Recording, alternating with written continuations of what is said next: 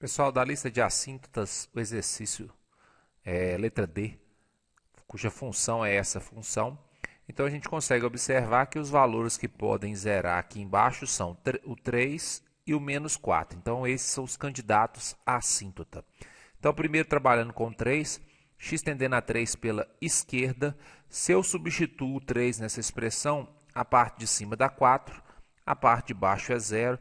Se o x é menor do que 3, por exemplo, 2,9, 2,9 aqui vai gerar um resultado negativo, aqui um resultado positivo. Negativo vezes positivo dá negativo. Como deu zero embaixo, a resposta é infinito, mais dividido por menos, menos infinito. Se x tende a 3 pela direita, o resultado é o mesmo, porém o sinal da parte de baixo vai ser alterado. Porque se x é maior do que 3, por exemplo, 3,1, a parte de baixo aqui vai ser positivo, positivo, então vai dar um resultado positivo. Positivo com positivo, positivo. Como aqui é zero, mais infinito.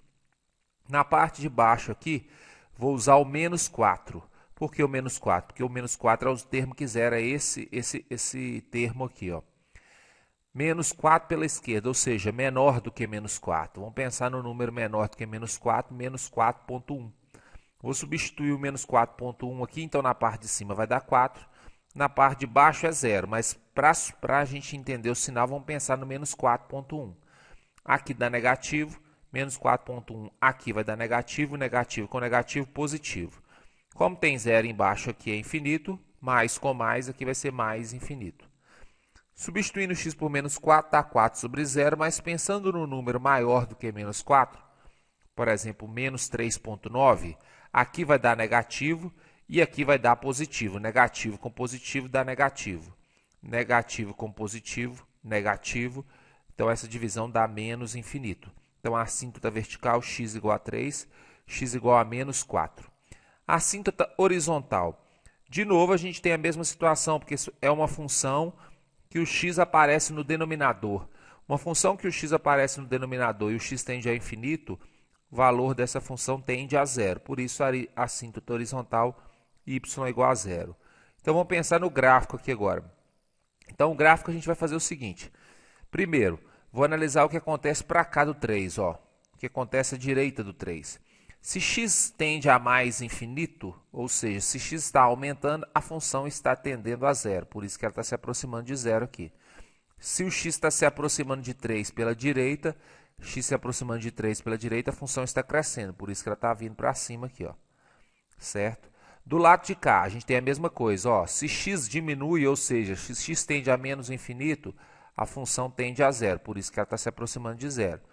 Mas se x tende a menos 4 pela esquerda, se x está se aproximando de menos 4 pela esquerda, está aqui, a função tende a mais infinito. Por isso que ela está subindo aqui. Ó. O que acontece entre menos 4 e 3? A gente tem assim, ó, se x se aproxima de 3 pela esquerda, se x se aproxima de 3 pela esquerda, está aqui, ó, a função diminui. Se x se aproxima de 4, menos 4 pela direita, a função também diminui. Então, essa função está diminuindo quando está se aproximando de menos 4, e quando se aproxima de 3 ela também diminui. Então, ela faz uma volta assim. Em algum momento, ela vai tocar aqui no eixo y.